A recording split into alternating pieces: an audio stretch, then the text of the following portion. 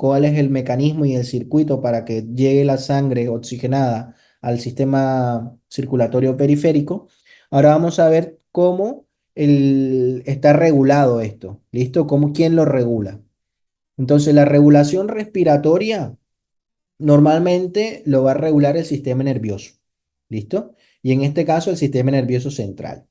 Entonces, este es el que se va a encargar de medir las velocidades ventilatorias alveolares, ¿listo? Dependiendo de las demandas que requiera el organismo, en este caso las demandas del cuerpo, sea por presiones de oxígeno o la presión de dióxido de carbono, por aumento o por disminución. Todo es un equilibrio, como lo venimos mirando, pero todo esto puede sin duda comprometer este equilibrio en contextos fisiológicos de el ejercicio intenso o algunas patologías respiratorias que puedan incluso comprometer situaciones agresivas.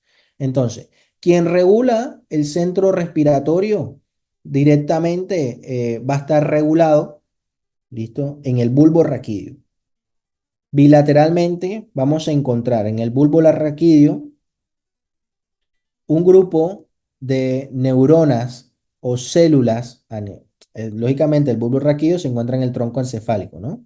Y vamos a encontrar un grupo de células, ¿listo? Principales neuronales que van a estar encargadas de controlar todo este proceso. Entonces, vamos viendo cómo va a haber un centro neumotáxico, va a haber un centro que se va a encontrar en un cuarto ventrículo relativamente, va a haber un grupo respiratorio dorsal, inspiración, ¿listo? Que va a estar regido por nervio vagal y nervio glosofaringeo, y vamos a ver un grupo respiratorio ventral, expiración e inspiración, que son el encargado de, a través de las vías motoras respiratorias, se puedan dar la inspiración y la expiración.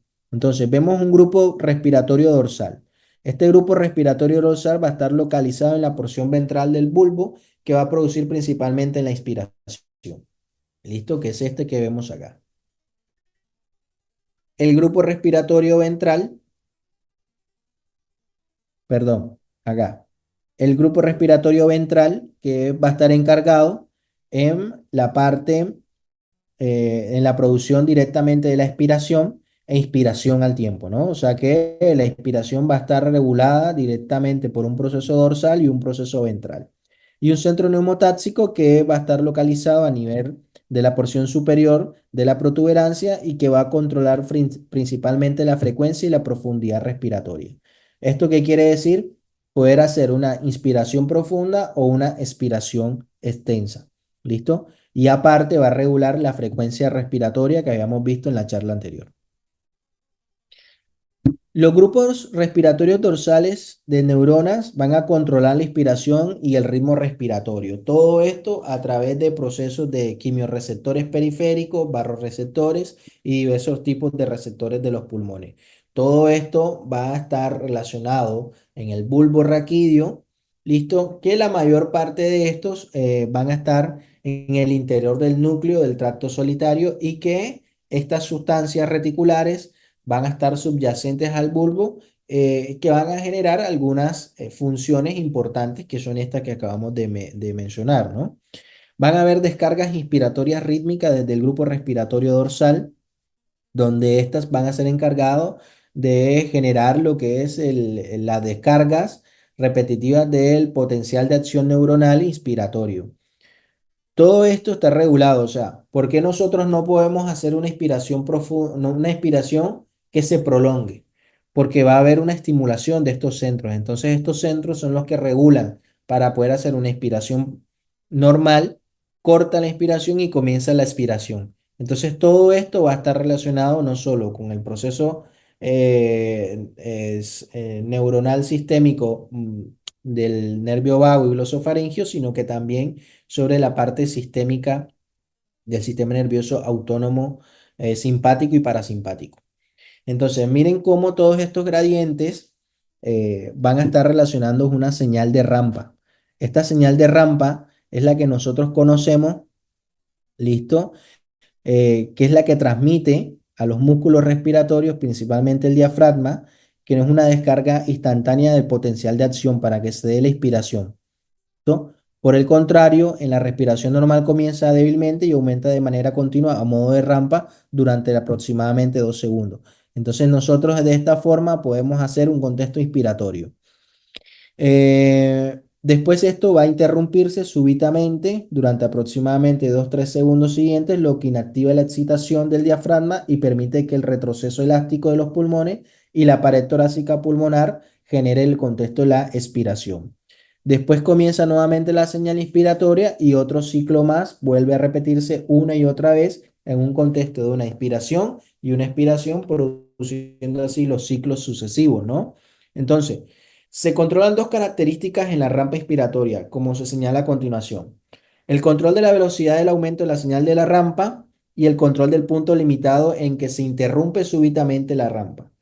Esto nos ayuda a nosotros a, que, a poder determinar lo que es la duración de la inspiración, que puede ser o no forzada y que puede hacer de que la rampa aumente rápidamente y por tanto llene rápidamente los pulmones. Esto en un proceso consciente o en situaciones de ejercicio físico o algún proceso patológico. Y tenemos el control del punto limitante en el que se interrumpe súbitamente la rampa, que es el punto donde ya el control de la frecuencia respiratoria va a estar relativamente comprometido porque ya hemos hiperoxigenado. Entonces la rampa se interrumpe porque ya hay mucho oxígeno y toca dar, o sea, que se dé el intercambio y difusión gaseosa para comenzar a hacer la expiración y comenzar a eliminar posteriormente el dióxido de carbono. Y esto, lógicamente, cuando hay aumento del dióxido de carbono, va a haber aumento de la frecuencia respiratoria. ¿Para qué? Para que se hiperventile. La hiperventilación genera pérdida de dióxido de carbono. Por eso los pacientes con EPOC severo son pacientes que normalmente manejan frecuencias respiratorias entre 20 y 25, están hiperventilando, pero es como mecanismo compensatorio para poder eliminar todo el dióxido de carbono posible que no se quede en la sangre directamente. El centro neumotáxico limita la duración de la inspiración y el aumento de la frecuencia respiratoria.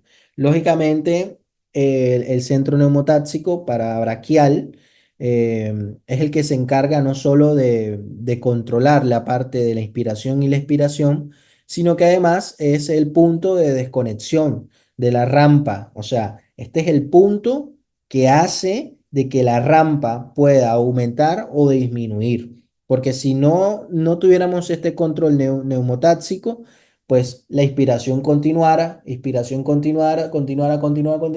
terminaríamos haciendo un proceso mayor no favorable en el contexto de la oxigenación y la expiración directamente. Entonces, cuando hay compromiso directamente del centro neumotáxico, se limita mucho el contexto inspiratorio. Esto, lógicamente, hace de que pueda aumentar considerablemente la frecuencia respiratoria de 30 a 40 por minuto o disminuirla de tal forma de 3 a 5 respiraciones por minuto.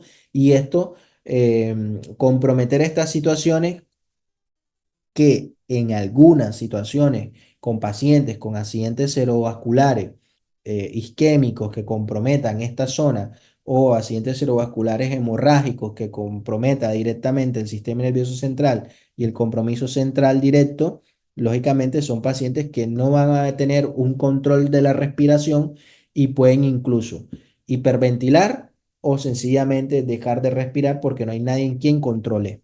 Entonces, estas situaciones ya sabemos quién controla la frecuencia respiratoria en un contexto inspiratorio y en un contexto expiratorio.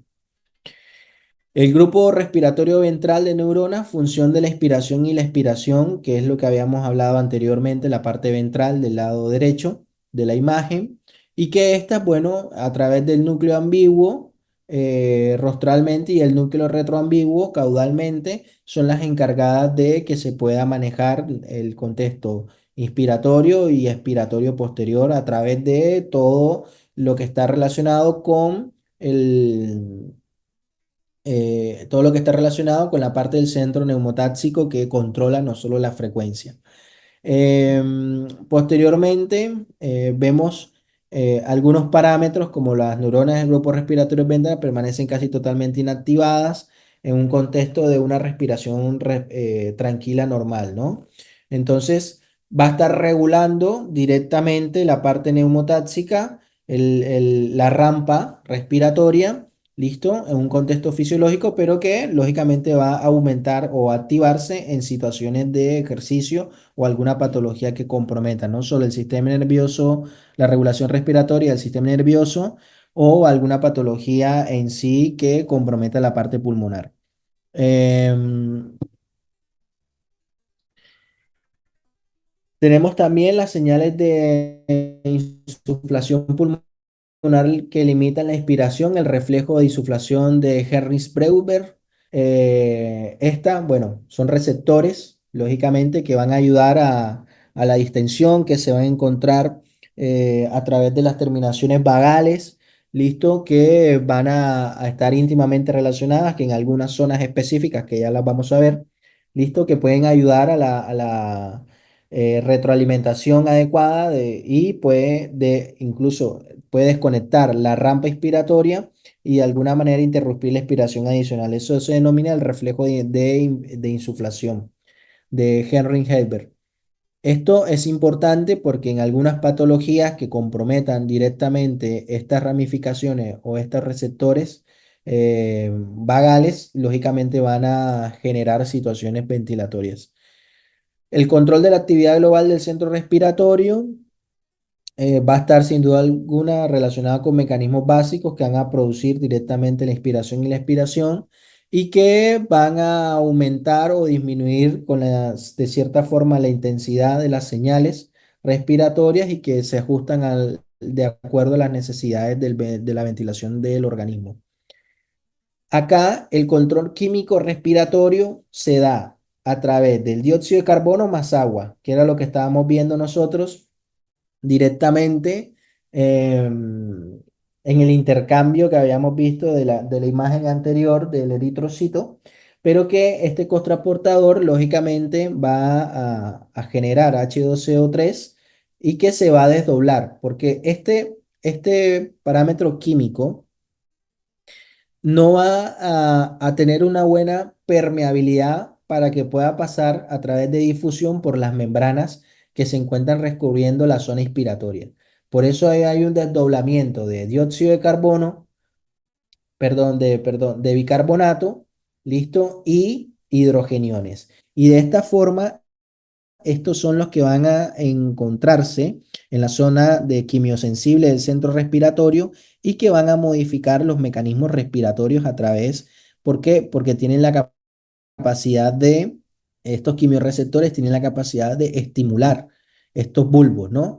Y estos quimiorreceptores periféricos se van a localizar lo que es en los cuerpos carotídeos y a nivel del callado de la aorta y que estos mismos son los que van a controlar el efecto significativo directo del centro respiratorio de la parte del encéfalo.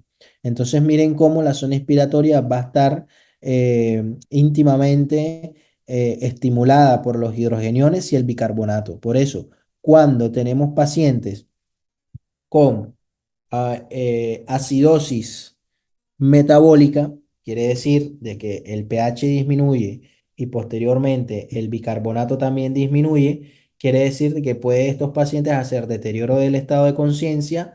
¿Por qué? Porque compromete la zona inspiratoria, porque el bicarbonato, acuérdense que los hidrogeniones, ¿listo? La acidosis no es más que aumento disminución de los hidrogeniones. Y si disminuyen los hidrogeniones, disminuye el bicarbonato en un contexto acidótico.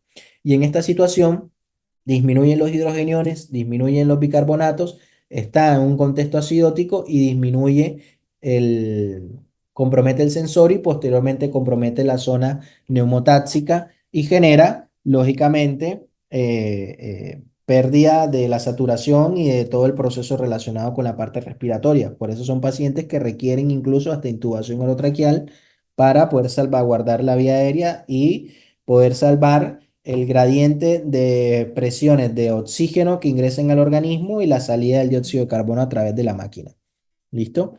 En un contexto contrario, en pacientes que tengan un pH elevado de un contexto alcalino, listo, alcalótico, y un bicarbonato elevado, quiere decir que está aumentando los hidrogeniones y está aumentando el bicarbonato, y estos pacientes, ¿qué hay que hacer para que puedan generar esto? Hiperventilan. ¿Listo? Lo contrario, hace la hiperventilación. ¿Por qué? Porque hay aumento de todo esto y hay aumento de la estimulación de la zona inspiratoria a través de los hidrogeniones y el bicarbonato que ingresa a través de la membrana que por difusión actúa a nivel de los quimiorreceptores que van a estar a nivel del bulbo raquídeo. Es probable que la excitación de las neuronas quimiosensibles por los iones hidrogeniones sea el estímulo primario. Lógicamente, el- tanto el dióxido de carbono va a estimular la zona de los quimiorreceptores, pero no va a tener una buena perfusión para poder ingresar a través de la membrana. Por eso se da todo este proceso de difusión, de desdoblamiento y acoplamiento del hidrogenión y el bicarbonato para que puedan estos estimular directamente todo el proceso que se da a nivel de la zona inspiratoria. Acá, bueno, vemos los efectos cuantitativos de la PCO2 sanguínea y las concentraciones de iones hidrógeno sobre la ventilación alveolar. Pues directamente acá vemos todo el proceso de la ventilación alveolar basal en uno, que es directamente esto que vemos acá, el pH. Miren cómo el pH directamente puede estar un pH normal, es de 7,4, que es lo que vemos nosotros, y vemos que la PCO2 aumenta. La PCO2 aumenta, lógicamente vemos cómo el bicarbonato va a disminuir, el pH va a disminuir progresivamente. Cuando tenemos bicarbonatos por debajo de 7, ya 7,2 es un trastorno del estado ácido-base complejo, listo, que puede llevar a situaciones extremas. Pero ya pH por debajo de 7,1 y 7 ya son condiciones no adecuadas para la vida. Estos son pacientes en un estado de gravedad absoluta metabólica y un alto chance de morirse, ¿no? Y vemos cómo el pH lógicamente puede manejarse dependiendo de cómo debería ser el gradiente, pero de esta misma forma puede alterarse también en situaciones de alcalosis o en situaciones de acidosis. Acá, los quimiorreceptores periféricos, ya tenemos los centrales, que ya sabemos dónde están, los periféricos que van a estar relacionados en el cuerpo carotídeo, como podemos ver, el cuerpo eh, aórtico, que era lo que habíamos hablado directamente, que son los que estimulan la parte respiratoria. Listo, y van a estar íntimamente relacionados por el nervio vago y el nervio glosofaringeo, que vienen a través del bulbo raquídeo, que era lo que habíamos visto anteriormente. La estimulación de los quimiorreceptores de la disminución del oxígeno arterial, bueno, todo esto, lógicamente, si están comprometidos los quimiorreceptores, si están hiperexcitados, lógicamente va a aumentar la frecuencia. Si están disminuidos, va a disminuir la frecuencia. Los efectos del APO2 arterial bajo paja para estimular la ventilación alveolar cuando el dióxido de carbono arterial y las concentraciones de iones hidrógeno se mantienen normales. Lógicamente, todos estos procesos no solo van a comprometer la parte de la ventilación mecánica, sino también en procesos crónicos va a estar también alterado y pueden sin duda generar situaciones extremas. Más sin embargo, hay un fenómeno de aclimatación que no es más que los soportes de concentraciones atmosféricas de oxígeno que puedan tratarse de regular a través de menores concentraciones y que puedan incluso ascender rápidamente como método de aclimatación. Acá vemos cómo las combinaciones de la PO2 y el pH y la PO2 sobre la ventilación alveolar. Lógicamente, esta es una imagen donde vemos cómo el pH puede variar dependiendo de las concentraciones en sí. Entonces, vemos cómo puede incluso la disminución del pH a 7,3, este que vemos acá, puede incluso estar en presencia de presiones de dióxido de carbono bastante elevadas, pero que a su vez también puede incluso manejarse con pHs de 7,4, que sería lo normal. Pero en sí, cada alteración de esta situación generan compromisos en las presiones a nivel del milímetro de mercurio y que pueden o no comprometer directamente el estado ácido-base y compromiso directo, ¿no? Recuerden de que el estado ácido-base, si bien es cierto, maneja presiones del dióxido de carbono y el oxígeno propiamente, pero esto también va a estar relacionado con el estado ácido-base y el compromiso del proceso renal. La regulación durante el ejercicio, lógicamente, la idea es que siempre se mantenga en la línea roja, pero a medida que va aumentando el ejercicio, sea moderado o sea intenso, el consumo de oxígeno va a comenzar a ser mayor y a tratar de disvariar el proceso, ¿no? Por eso en situaciones extremas, lógicamente puede incluso llegar a fallar la parte ventilatoria porque no llega a estar dentro del parámetro que requiere para tener una buena perfusión periférica. Esto, lógicamente, lleva al paciente a tener que detenerse porque no llega oxígeno no solo central, sino periférico y comienza a tener síntomas asociados a esto. La interacción entre factores químicos y nerviosos, factores que controlan la respiración durante el ejercicio. Bueno, ya sabemos que la ventilación alveolar, perdón, va a estar medida, ¿listo? Va a haber un proceso de amortiguamiento en el contexto del ejercicio, no solo en el aumento, sino en la disminución. Y va a haber, pues lógicamente, un movimiento no solo de los volúmenes en el contexto de la ventilación alveolar, sino también el movimiento a través de la presión de dióxido de carbono a nivel arterial, ¿no? Mira la importancia del dióxido de carbono en todo este circuito y el oxígeno.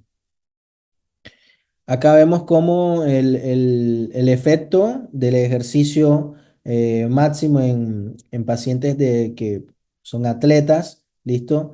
Pueden cómo desplazan las curvas de la respuesta de la presión de oxígeno, presión del dióxido de carbono arterial en milímetros de mercurio en contexto de la ventilación alveolar. Quiere decir que manejan de gran forma presiones, perdón, manejan de gran forma ventilaciones alveolares mayores, ¿listo? En comparación de cuando están en reposo. El otros factores que influyen en la respiración, el control del volumen de la respiración, los efectos de los receptores de irritaciones de las vías aéreas, el asma, el enfisema, la tos, el estornudo, todo esto son situaciones que pueden generar irritación de la vía aérea. Funciones de los receptores J pulmonares. Miren que los receptores J pulmonares son terminaciones nerviosas sensitivas en las que en las paredes alveolares en yuxtaposición a los capilares pulmonares, por lo que se denominan receptores J. Se estimulan especialmente cuando los capilares pulmonares están ingurgitados con sangre o cuando se producen edema pulmonar en situaciones como la insuficiencia cardíaca congestiva y sensación de disnea en contexto ya de falla de bomba en sí. Todo esto, lógicamente, tendríamos que mirar un Stevenson B para adelante para ver cómo se comprometen los receptores J en sí. Los efectos del edema cerebral que comprometen no solo la masa encefálica, sino que comprimen también el bulbo raquídeo y por ende va a comprometer la zona neumotáxica y la zona expiratoria y esto genera depresión, lógicamente respiratoria, que requiere sin duda alguna maniobras para poder salvaguardar la vía aérea. La anestesia también compromete la parte del sistema nervioso eh, el sistema nervioso central a nivel del bulbo raquídeo. Listo, los opioides, los barbitúricos también pueden comprometer la corteza cerebral y disminuir considerablemente la parte respiratoria. La respiración periódica también puede generar alteraciones que van a producir situaciones patológicas, o sea, las enfermedades que están relacionadas que puedan generar esto. Un tipo de respiración periódica es la respiración chain stop, que se caracteriza por una respiración que aumenta y disminuye lentamente y que se produce casi 60 a 40, de 40 a 60 segundos. Miren acá los mecanismos básicos de la respiración de chain stock. Eh, Hay que tener en cuenta acá este tipo de respiración que es algo que podemos encontrar donde se puede dar no solo la disociación no solo de la línea roja y la línea azul, que vendría a ser la presión de la línea roja, que es la presión de dióxido de carbono de las neuronas respiratorias, ¿listo? Y la disociación que hay entre la presión del dióxido de carbono de la sangre pulmonar. Son dos cosas totalmente diferentes, ¿listo? Esta es la profundidad de la respiración. Miren cómo se ve el gradiente de disociación del proceso de excitación en el centro respiratorio y cómo se disocia unas con otras, ¿no? Situaciones de las respiraciones de Cheyne-Stokes, vemos, pueden producir o se producen un retraso prolongado en el transporte de sangre desde los pulmones al encéfalo, o sea, disminución de este gradiente, o el aumento de la ganancia de retroalimentación negativas en las zonas de control respiratorio. Por eso puede estar aumentada o disminuida, pero que puede incluso durar entre un minuto. Todo esto en contexto de este tipo de respiración que es muy común. La apnea del sueño, igual todos estos son factores que influyen en el contexto respiratorio, ¿no? La apnea del sueño, que incluso puede generarte, en el peor de los casos, un paro respiratorio cuando las apneas son mayores a 10 segundos, que pueden incluso llegar a hacerse entre 300 y 500 veces por noche. Todos estos pacientes con obstrucciones de las vías aéreas pueden incluso llegar a requerir directamente, llegar a requerir un poco de CPAP, que es un mecanismo externo que ayuda a regular la ventilación mecánica en contexto del sueño. Las apneas obstructivas del sueño está producida por bloqueos de las vías aéreas superiores también, los ronquidos, que pueden llegar a ser situaciones respiratorias trabajosas, listo al quedar dormido, la flacidez directamente de las estructuras respiratorias superiores, también pueden incluso llegar a generar este tipo de procesos de apneas obstructivas. em, Desviación de los cornetes, compromiso de alguna fosa nasal directamente, cuerpos extraños, muchas situaciones que pueden llegar incluso a generar procesos de apnea obstructiva. Bien, eso es lo que controla relativamente todo lo que tiene que ver con la parte del sistema nervioso de la regulación respiratoria. Ahora, ya de aquí en más vamos a comenzar a ver, ya de aquí lo que vamos a ver es em, la parte fisiológica de la ventilación mecánica, perdón, la parte fisiopatológica de la respiración mecánica, cómo vamos a diagnosticarla y cómo en el contexto de la oxigenoterapia y algunas enfermedades que puedan estar relacionadas. Acá hago un breve recaudo de todas estas, pero que en un contexto real vamos a profundizarla en cada una de ellas a medida que vayamos avanzando en las charlas. ¿Listo? Entonces, el diagnóstico y el tratamiento de la mayor parte de estos trastornos respiratorios van a depender mucho del conocimiento de los principios fisiológicos básicos de la respiración y del intercambio gaseoso. Miren para este pedazo tan importante de la diapositiva, porque habiendo entendido todo lo que hemos hablado desde el inicio, desde la última charla hasta hoy, vemos cómo de aquí en más se vuelve fácil la interpretación de las patologías y el compromiso de las estructuras relacionadas. Porque todo lo que hemos hablado es la parte fisiopatológica de lo que hemos dialogado, el compromiso de todos estos gradientes, el compromiso de la parte nerviosa central, el compromiso de la vía aérea superior, de la vía aérea inferior, del compromiso de difusión, de disociación, el compromiso de las membranas, del espacio intersticial. Todo esto es lo que va a hacer de que se genere en todo el proceso de compromiso directo de las patologías. Miren, acá, el métodos útiles para estudiar las anomalías respiratorias. Para determinar el pH de sangre, determinación del dióxido de carbono en sanguíneo y la determinación de la PO2 sanguínea, vamos a tener un algoritmo. Y el algoritmo del pH, para poder saber si el pH es bajo o está disminuido, el pH es igual a 6,1 más logaritmo bicarbonato sobre el dióxido de carbono.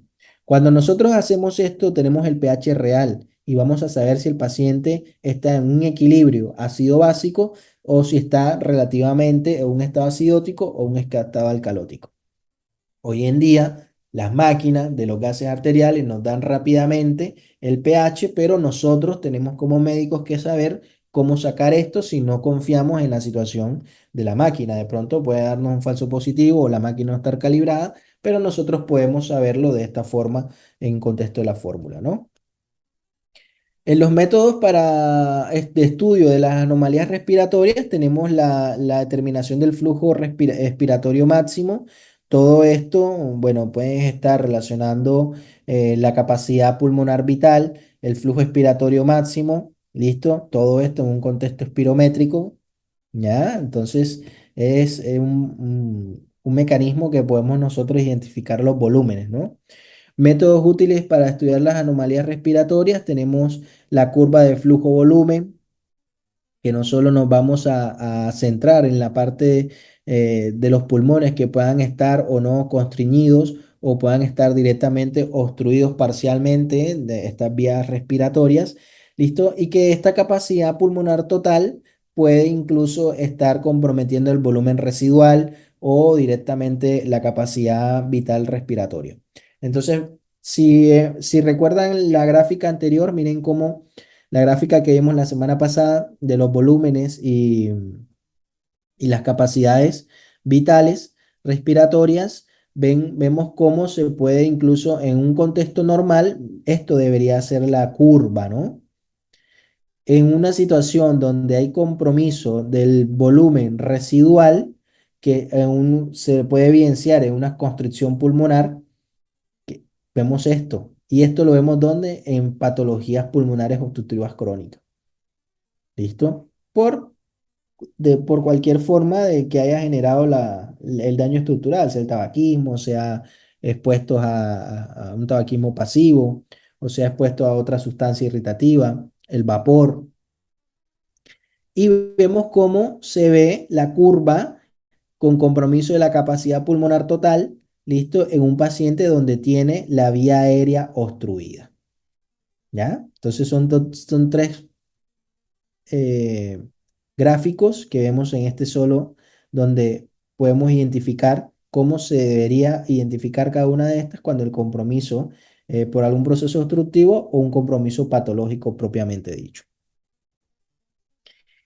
La capacidad vital expiratoria forzada y volumen respiratorio máximo, bueno, todo esto vamos a tenerlo en cuenta desde el punto de vista cuando vemos situaciones normales, cuando vemos obstrucciones de las vías aéreas, independientemente de la causa, listo, pero todo tenemos que tener en cuenta asociando a qué, a la parte espirométrica, ¿no?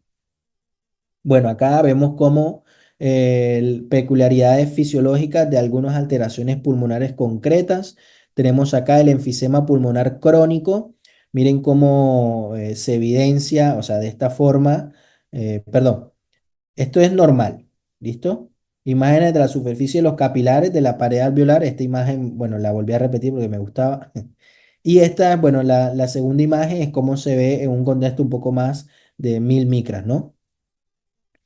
Puede o no estar comprometido. Acá, en esta de acá, sí ya vemos estructuras que están totalmente comprometidas, alteraciones que puedan estar asociando no solo a algún proceso infeccioso o que puedan estar en una enfermedad intersticial o una enfermedad enfisematosa. Recuerden de que la enfermedad pulmonar obstructiva crónica consta no solo de situaciones de bronquitis crónica, enfisema pulmonar, sino también fibrosis pulmonar. Así se evidencia situaciones que pueden comprometer toda la parte de esa membrana capilar, ¿listo? Y cómo se ve relativamente en las estructuras cuando están dañadas en contexto de procesos enfisematosos. Otras situaciones, a ver, acá, situaciones infectológicas, miren cómo se ve la parte del enfisema, los alveolos, cómo se ven los líquidos y células sanguíneas en contexto de neumonía, miren cómo desde el punto de vista histológico se evidencia, ¿listo? Cómo compromete la parte de la neumonía. Acá, cómo se evidencia el, el efecto que genera el proceso bacteriano a nivel del compromiso directamente de las alteraciones por concentraciones del oxígeno y el dióxido de carbono, ¿no? Estos dos efectos pueden producir hipoxemia, que es el oxígeno sanguíneo bajo, o hipercapnia, que es el dióxido de carbono sanguíneo elevado. Todo esto se puede presentar en situaciones con compromisos infecciosos directamente. Los procesos atelectásicos, vemos cómo hay una obstrucción de la vía aérea que puede comprometer directamente la parte del pulmón afectado, ¿no? Entonces, acá lo que tenemos que tener en cuenta es que la atelectasia no es más que la rigidez del tejido fibrótico, listo, que colapsa el pulmón. Y esto genera que el pulmón no puede expandirse, listo, comienza a deteriorar directamente esa zona. Hay atelectasias no solo pasivas, también atelectasias que puedan estar generadas por procesos obstructivos de la misma vía aérea, por procesos que bloqueen la parte neuromuscular, procesos que bloqueen a través de procesos del moco o directamente procesos infectológicos que puedan incluso también llegar, o procesos neoplásicos que puedan comprometer la luz bronquial directamente, ¿no? Como un tumor. ¿Listo? Recuerden de que también hay neumonías posobstructivas en contexto de pacientes que tengan tumores que comprimen las vías subyacentes que se encuentran alrededor de la periferia de la lesión ocupante de espacio. Casi siempre los adenocarcinomas de pulmón generan neumonías posobstructivas. ¿Listo? Y aparte generan procesos atelectásicos en la zona donde se encuentra la estructura. Tenemos la pérdida del surfactante como causa de atelectasia pulmonar.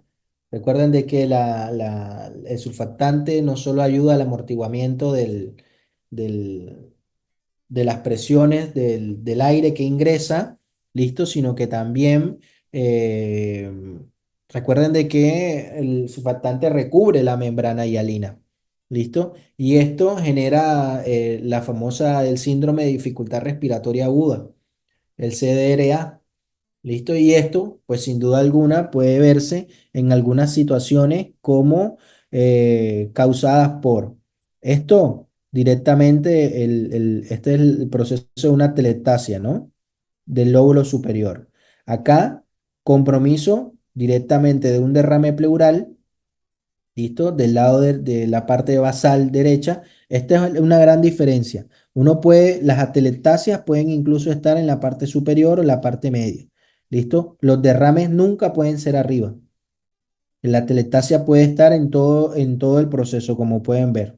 ¿Listo? Acá está restrictivo todo el proceso. Pero los procesos de derrame pleural comienzan siempre de abajo hacia arriba. Y el edema pulmonar es dentro del parénquima. Ojo que esto es pleura, el espacio pleural. ¿Listo? La pleura visceral y la pleura parietal y la pleura visceral. ¿Listo? Acá este es el derrame y vemos cómo el edema pulmonar se encuentra dentro de los líquidos a través de el intercambio o el compromiso de la membrana intersticial donde se manejan los líquidos propiamente dicho. Muy linda la verdad es que esta imagen es muy bonita porque te abre enseguida toda la envergadura de las patologías que le acabo de mencionar que pueden o no comprometer. Miren que en el contexto atelectásico, acá algo que se me había pasado, vemos cómo está obstruido el bronquio y genera el proceso de la atelectasia, o sea, no llega oxígeno a esta zona, por eso se deprime y acá genera la atelectasia. En contextos pasivos, atelectasias pasivas, que eso no les mencioné, son pacientes que casi siempre están con patologías avanzadas, que pueden estar postrados, que se generan dependencia de una sola posición y evita la expansibilidad de ese parénquima y se atelectasea, que en este caso se disminuye el gradiente de oxígeno en esa zona. Entonces son pacientes que son dependientes a veces de terceras personas por una patología en sí y toca estarlos rotando. El asma genera bronquios normales, miren cómo se evidencia el bronquio normal y miren cómo un bronquiolo asmático está inflamado, con abundantes mocos, con compromiso probablemente de un tipo de inflamación no tipo 2 o un tipo de inflamación tipo 2, listo, y compromete directamente la luz bronquial directamente, ¿no? Mañana creo que hablamos de asma y buenísimo. Pacientes tuberculosos, el bacilo de Koch, lógicamente, está presente como una de las alteraciones que comprometen la parte periventricular. Todo esto lo vamos a hablar, solo estamos repasando un poquito porque las charlas que siguen son charlas propiamente de la patología. Esto nos va a ayudar muchísimo para irnos encauzando, ¿no? La hipoxia y la oxigenoterapia, pues lógicamente hacen parte del circuito de la fisiopatología y todo el contexto del compromiso de la vía aérea. Esto, bueno, acá les dejo todas las situaciones que se pueden presentar. La oxigenoterapia en diferentes tipos de hipoxia. Vemos cómo todo esto, bueno, va a estar relacionando dependiendo el compromiso en sí. La cianosis lo podemos observar en los dedos, puede ser en un dedo propiamente, en la mano directamente todo periférico, en los labios, en los miembros inferiores a nivel periférico. De esta forma identificamos la cianosis. Ojo, no podemos mezclar cianosis con lividesis. Son dos cosas totalmente diferentes. ¿Listo? La hipercapnia, lógicamente, que es el aumento del dióxido de carbono o el exceso a nivel de los líquidos corporales que generan algunas situaciones patológicas. Los pacientes con EPOC son recaptadores de dióxido de carbono. Casi siempre la PCO2 está elevada y a medida que aumenta el tipo de GOL 3 y 4, lógicamente están mucho más comprometidos. Bueno, acá vemos cómo todo el proceso va íntimamente relacionado a la situación del dióxido de carbono y el oxígeno. La disnea también hace parte del proceso sintomático, que es la pérdida de aire. La disnea podemos evidenciarlas en dos situaciones, en situaciones cardíacas y en situaciones respiratorias. ¿Listo? La ventilación artificial, bueno, esto tenemos acá una ventilación viejita. Lógicamente, esto es lo que se utilizaba antes. Hoy en día tenemos otros mecanismos para poder eh, mejorar las presiones intratorácicas. ¿Listo? No todas las. Creo que el único sitio que conozco que tiene una capa, una cámara hiperbárica es el hospital militar. Creo que es el único que conozco que tiene, otro no he visto. Debe haber otra que tenga también. Así que bueno, chicos, les agradezco mucho que hayan estado. De esta forma logramos terminar relativamente la parte de la fisiología de la mejor forma. Y bueno, lo mejor de esto es que le quedan las diapositivas, le quedan para estudiar. Esto le va a ayudar a ustedes bastante, pero muchísimo en su diario vivir como médicos próximo que van a hacer. Y de aquí en más, bueno, arrancamos ya así con todo lo que tiene que ver con la fisiopatología y las patologías en sí de todas las patologías más prevalentes en el contexto del módulo. ¿Listo?